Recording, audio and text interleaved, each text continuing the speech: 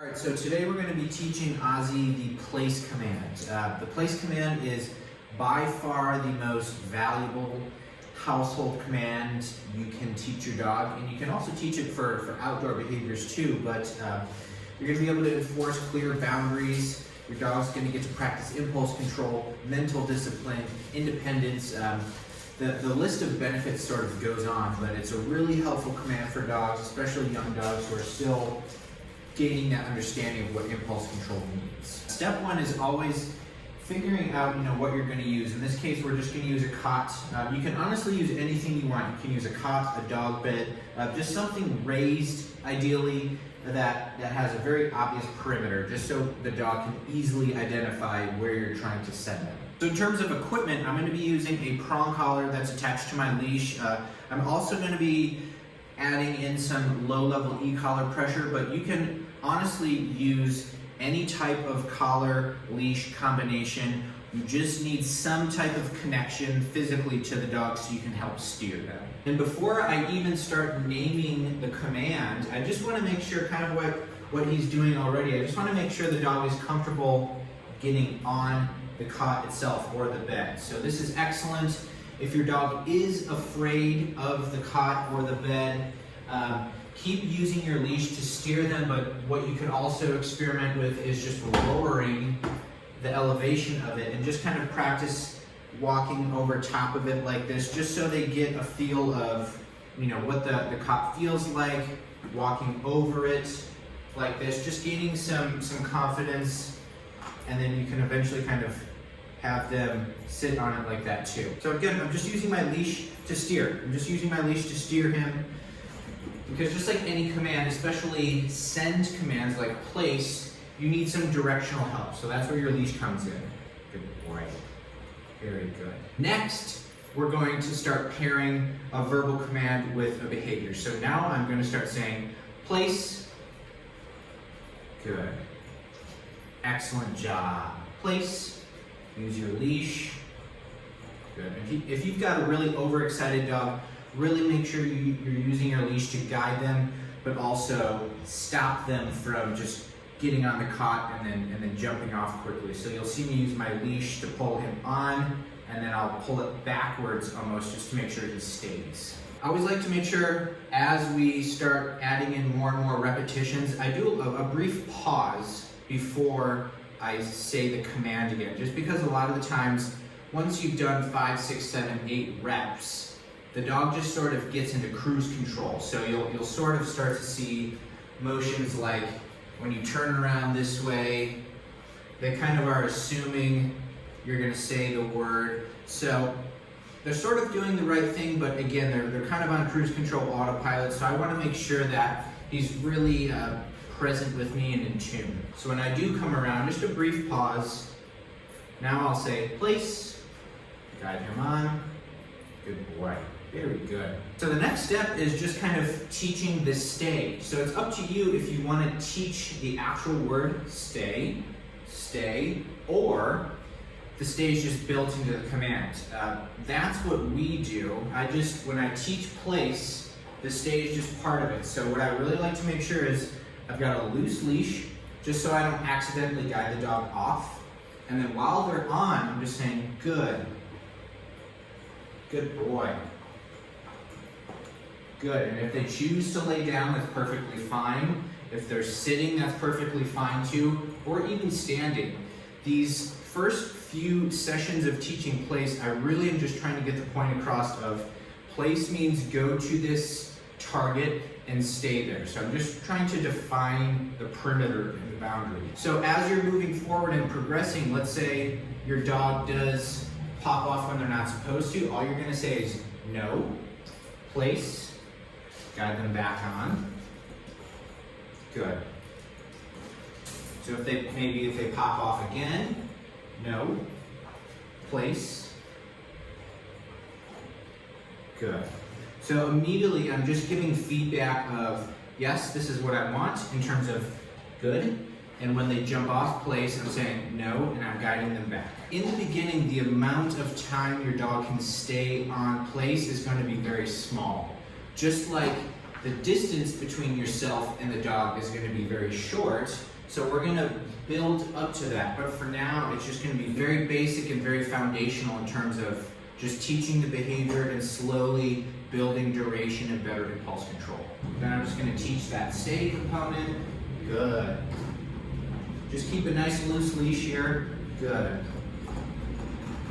This is what we call proofing. And as I progress with this, I can even start maybe dropping the leash. Good boy. Walking around.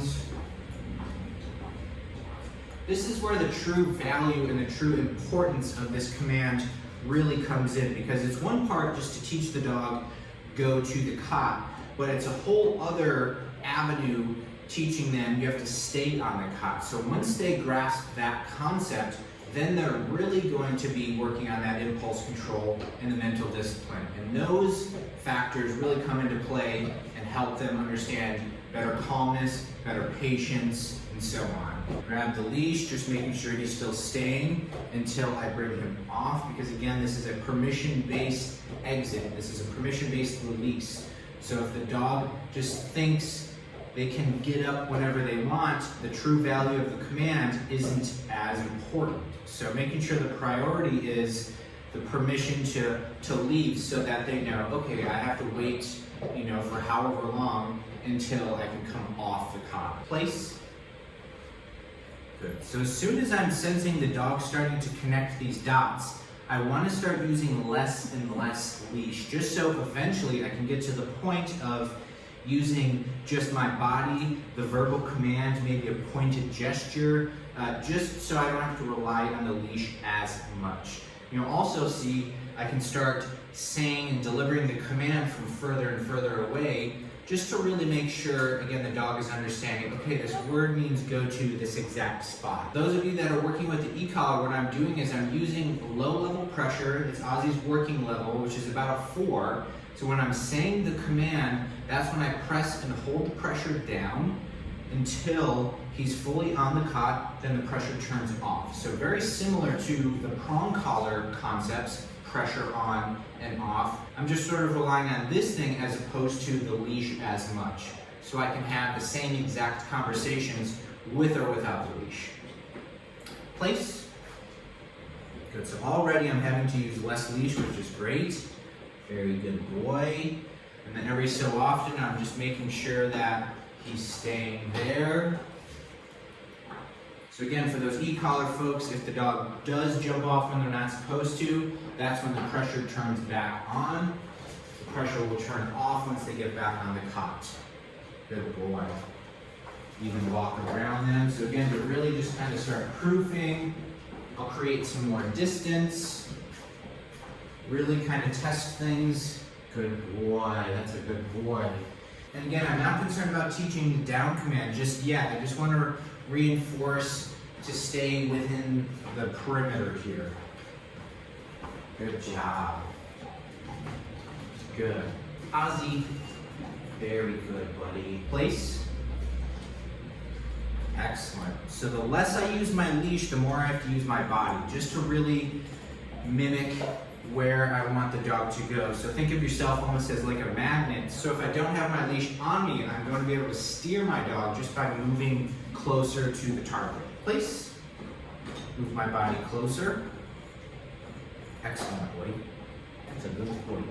So there will come a point where you have to start correcting your dog a bit firmer for coming off of the cot unannounced, or when they're not supposed to, because the true value of the command comes from the dog being able to stay on the cot regardless of what's going on around him. Now, you'll obviously work up to that, say, people coming in the house, someone knocking on the door, ringing the doorbell, those kinds of things.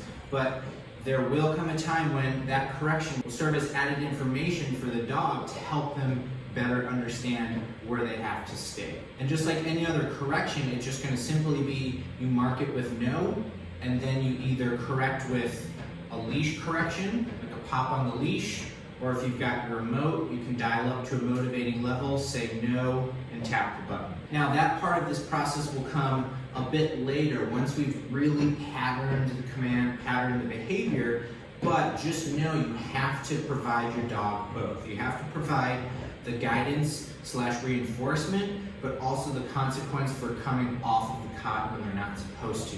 If you're not doing both in a believable way, you'll struggle keeping your dog on the cot and stationary. So a few tips as we sort of wrap this up, but also move forward in helping him understand this command more. Keep your leash handy, just because when your dog pops off when they're not supposed to, it's going to be much easier for you to grab your leash and guide them back on versus your leash not being in the mix at all. And lastly, work your way up to longer durations on the cot, longer distances between yourself and the dog, and more tempting distractions like people walking around the house, maybe another dog, household triggers like knocking on the door, ringing the doorbell, those types of things. It's important to lay a solid foundation and then start introducing those things just so our dog has a really good shot of being successful with this command.